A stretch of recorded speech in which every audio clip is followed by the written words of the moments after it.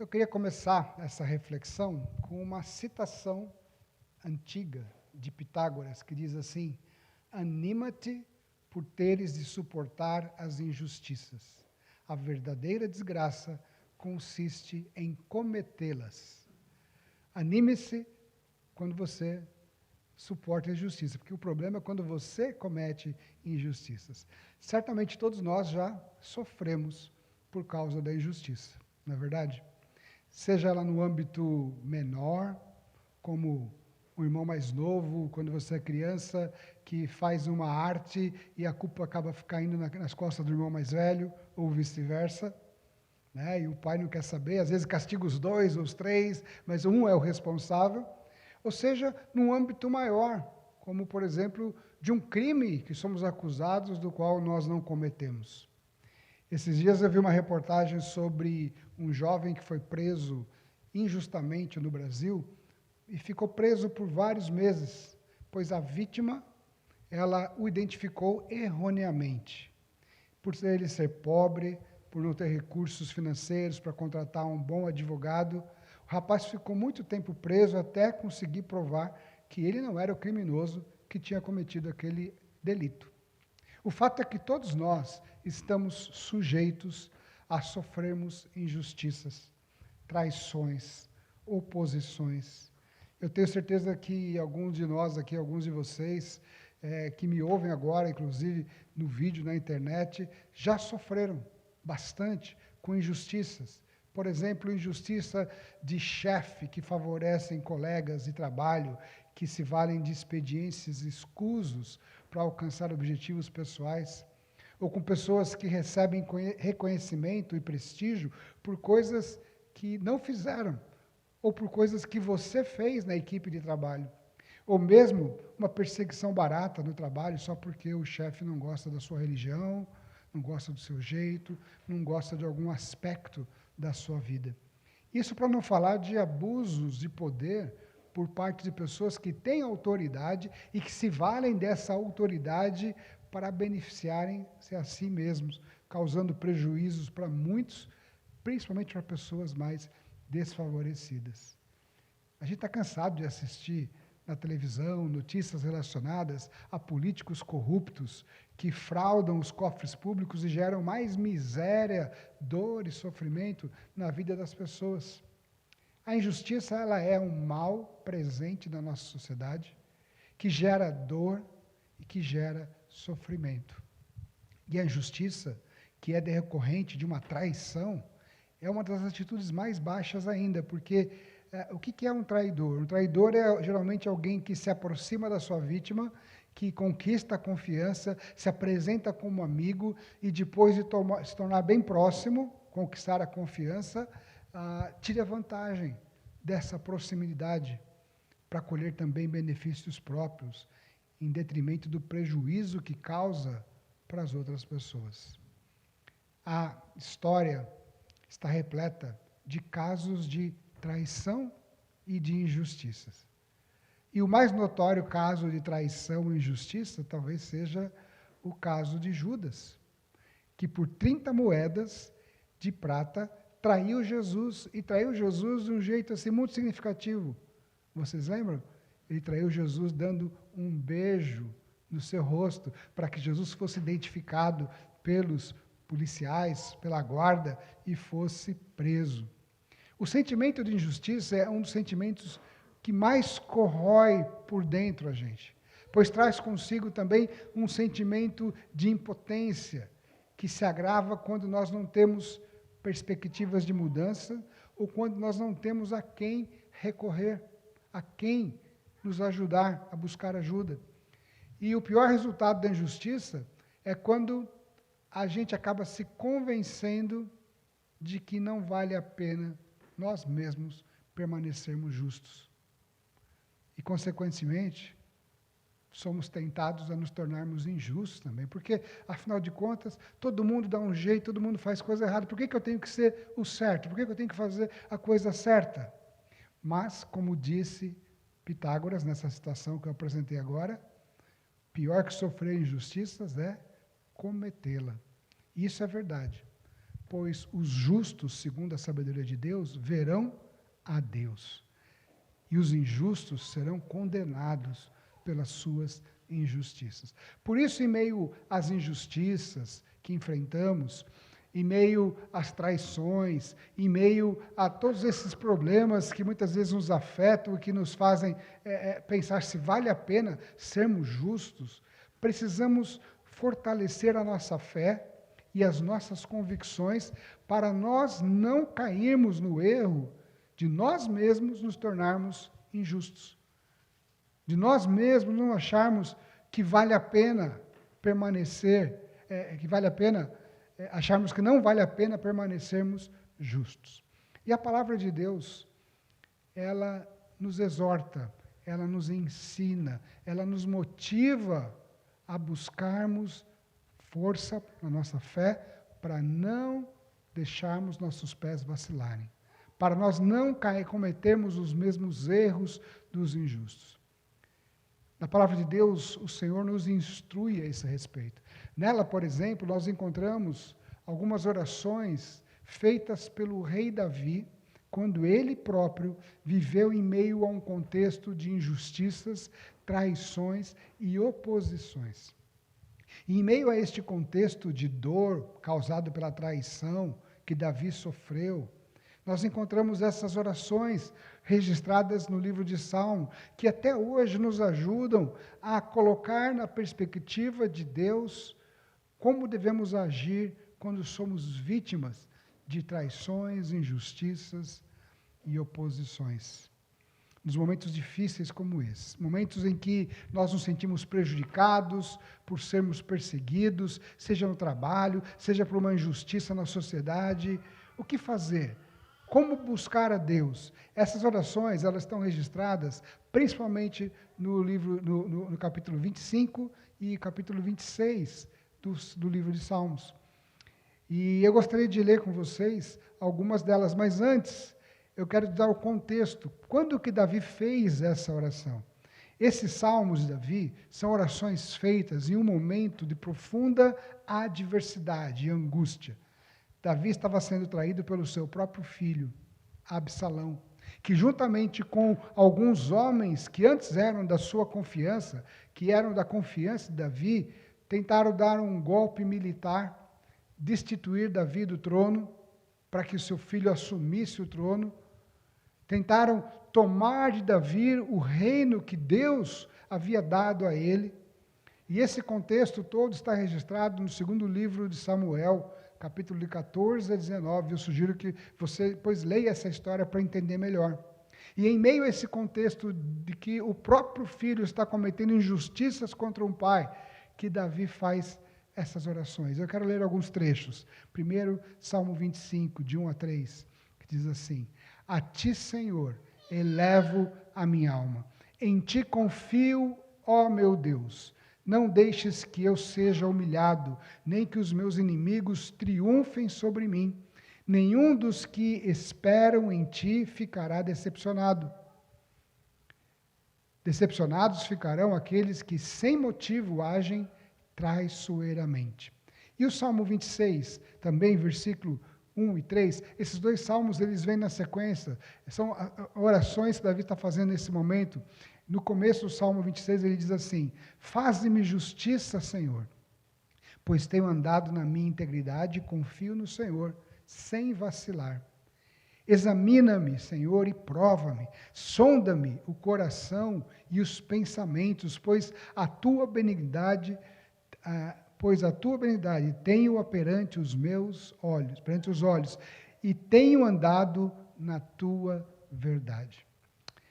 As orações de Davi são exemplos de como nós podemos colocar a nossa causa na perspectiva da graça de Deus, na perspectiva da confiança em Deus, de que Deus é justo e de que a justiça vem de Deus, que Deus faz justiça. Esta oração nos ajuda a lidar com esse sentimento que nos corrói por dentro e que por vezes nos leva a tomarmos atitudes equivocadas. Sim, porque por vezes, em meio à crise, à dor, à perseguição, à angústia, a gente corre o risco de tomar atitudes equivocadas. Destas orações de Davi, da forma como ele lida em seu coração com toda essa injustiça pela qual está passando, nós podemos extrair alguns princípios valiosos para a nossa própria vida, quando nós mesmos enfrentamos situações complicadas, seja no trabalho, seja na família, seja na sociedade. Situações dessas na qual estamos sendo acusados injustamente, que estamos sendo interpretados erroneamente. O pressuposto de Davi para orar dessa maneira é que a justiça vem de Deus. E esse é o tema dessa mensagem. Se você sair daqui hoje com alguma coisa na cabeça, só uma frase sai com essa: a justiça vem de Deus. E essa convicção que nos capacitará a tomarmos atitudes corretas diante das injustiças, da traição, das oposições pelas quais possamos passar. E sabendo que a justiça vem de Deus, primeira atitude que nós aprendemos com essas orações de Davi é: não se contamine com as atitudes dos injustos. Não se contamine com as atitudes dos injustos. No Salmo 26, que nós lemos de 1 a 3, eu quero repetir. Davi fala o seguinte: faz-me justiça, Senhor, pois tenho vivido com integridade. Tenho confiado no Senhor sem vacilar. Sonda-me, Senhor, e prova-me. Examina o meu coração e a minha mente, pois o teu amor está sempre diante de mim e continuamente sigo a tua verdade. O primeiro pedido de Davi, diante desse contexto de aflição, é pela justiça de Deus. É pela justiça de Deus. Ele diz: faz-me justiça, Senhor. Ele busca justiça no lugar certo, pois ele sabe que, diferentemente da justiça dos homens, a justiça divina não falha. Mas quando ele espera pela justiça de Deus, ele reafirma a sua disposição de não se contaminar com a injustiça que está sofrendo. Pois ele sabe que quando nos contaminamos com a justiça e revidamos as traições na mesma moeda, nós nos colocamos no mesmo pé de igualdade dos injustos e dos traiçoeiros. Perdemos, inclusive, o direito e a razão. Esse é um grande desafio, pois quando nos sentimos injustiçados, temos uma inclinação imediata de retalhar, de revidar, de defender a nossa honra. Só que aí, em vez de esperarmos a justiça de Deus, optamos pela justiça do olho por olho, dente por dente, que resulta em mais injustiças. Porque é difícil você acertar na medida. É difícil a gente acertar na medida. O desafio desta oração não é ficarmos parados, inertes, apenas aguardando uma intervenção divina, mas que as atitudes que vamos tomar, que devemos tomar em busca da justiça, sejam elas pessoais, sejam elas no campo jurídico, profissionais, sejam atitudes comprometidas com a verdade. E o primeiro princípio dessa oração é esse: busque a justiça de Deus sem se contaminar com a injustiça dos homens. Eu sei que é difícil, mas esse é um princípio que nos mantém puros diante de Deus. O segundo princípio é: entregue a sua causa a Deus. Eu sei que parece simples, entregar a causa a Deus, mas é isso que Davi nos ensina. Ele diz ali no Salmo 25, de 1 a 2, a ti, Senhor, elevo a minha alma, em ti confio, ó Deus, não deixes que eu seja humilhado, nem que os meus inimigos triunfem sobre mim. Davi faz essa oração e deposita a sua causa nas mãos de Deus, pois ele também sabe, na sequência, versículo 3, nenhum dos que esperam em ti ficará decepcionado. Salmo 25, 3. Decepcionados ficarão aqueles que, sem motivo, agem traiçoeiramente. Deus é um justo juiz, que no tempo certo traz a verdade à tona. Esta capacidade de Davi em confiar em Deus vinha da experiência que ele tinha de intimidade com Deus. Deus já o havia livrado de outras situações tão difíceis quanto essas, pelas quais ele está passando. Davi sabe que pode confiar em Deus, pois a justiça de Deus não é apenas terrena, ela é uma justiça eterna. Entregar a nossa causa nas mãos de Deus significa descansar o coração nas mãos daquele que cuida de nós, daquele que não desampara, aquele que é fiel em todas as suas promessas, como essa de que nenhum dos que confiam em Deus serão decepcionados. Eu sei que quando estamos no olho do furacão, na tribulação, é difícil descansar. É natural, nós somos humanos. Por isso, essa é uma atitude de fé, que será recompensada quando a justiça divina, quando a justiça de Deus for derramada sobre a nossa vida. E ela será. Existe uma diferença enorme entre caminharmos em meio às injustiças sem esperança e caminharmos confiantes na justiça de Deus, que virá. Essa é a diferença, traz descanso para o nosso coração. Podemos experimentar descanso. Mesmo em meio à tribulação, é possível colocar a cabeça no travesseiro e dormir, sabendo que Deus está cuidando de nós. E a terceira atitude que a gente aprende com Davi é: faça sempre a opção pela verdade. Faça sempre a opção pela verdade. Nada é melhor do que a verdade. Davi fala assim no Salmo 25: mostra-me, Senhor, os teus caminhos, ensina-me as tuas veredas, guia-me com a tua verdade e ensina-me. Em meio ao sentimento de impunidade, injustiça, prejuízo, nós somos tentados a achar que não vale a pena sermos corretos e verdadeiros. Isso é um sentimento natural. Por isso Davi pede a Deus para mostrar o caminho para ele, para mostrar para ele as veredas, para guiá-lo na verdade, porque ele sabe que se ele andar sozinho, se ele andar sem direção, os seus pés irão vacilar, como os nossos pés também vacilam. Nesses momentos de opressão é fácil, momentos de adversidade é fácil pegarmos atalhos perigosos que nos levam à destruição.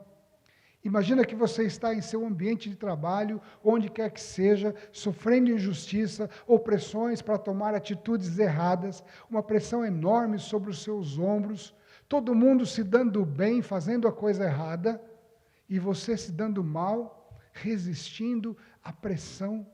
Por mais que você queira fazer a coisa certa, é difícil permanecer firme nessa situação. Nessas horas, precisamos orar a Deus pedindo que Ele nos tome pelas mãos e que Ele guie os nossos passos pelas veredas da verdade e da justiça. Pois como Davi completa nessa oração, Deus só faz aliança com os puros de coração. Olha o que ele diz, versículo 5 e versículo 14. Tu és Deus, meu Salvador, e a minha esperança. A minha esperança está sempre em ti o tempo todo. Versículo 14. O Senhor confia os seus segredos aos que o temem e os leva a conhecer a sua aliança. Deus faz aliança com aqueles que o temem. Mas Ele sabe que para a gente é difícil permanecer fiel. Por isso Ele mesmo nos toma pelas mãos e nos leva, nos conduz, nos guia pelos caminhos corretos. Queridos, não é fácil trilhar o caminho da justiça em um mundo marcado pela injustiça.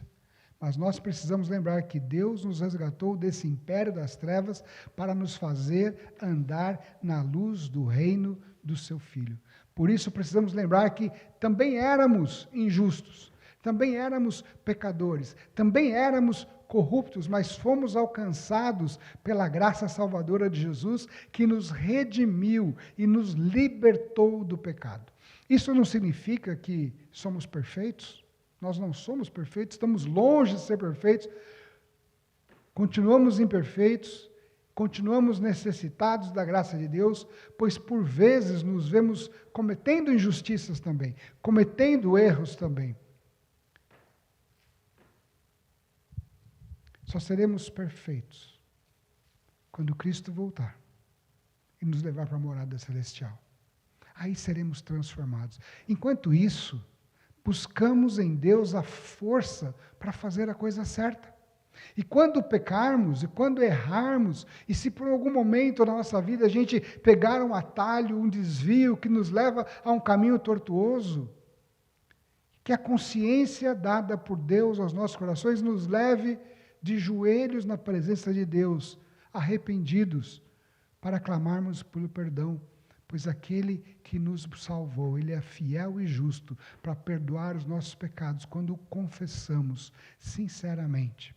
Davi não foi perfeito, nós estamos aqui aprendendo com Davi alguns exemplos nas suas orações, mas sabemos que ele não foi perfeito. Ele cometeu muitos erros, pecados abomináveis em sua trajetória, mas ele temia o Senhor. E por vezes encontramos nos textos bíblicos Davi se humilhando diante de Deus, confessando os seus pecados. Como naquele salmo que ele diz: enquanto eu calei os meus pecados, os meus ossos envelheceram, mas então eu confessei os meus pecados. E ele experimenta a salvação, ele experimenta a restauração. Que nós também possamos aprender com o rei Davi a confiar em Deus em meio à adversidade, que a nossa opção seja sempre levar a nossa alma, elevar a nossa alma a Deus, que não decepciona aqueles que esperam e confiam nele, pois Ele é Deus Salvador. Por isso podemos estar motivados sempre a orarmos e pedirmos que Ele nos mostre o melhor caminho, que é o caminho da justiça.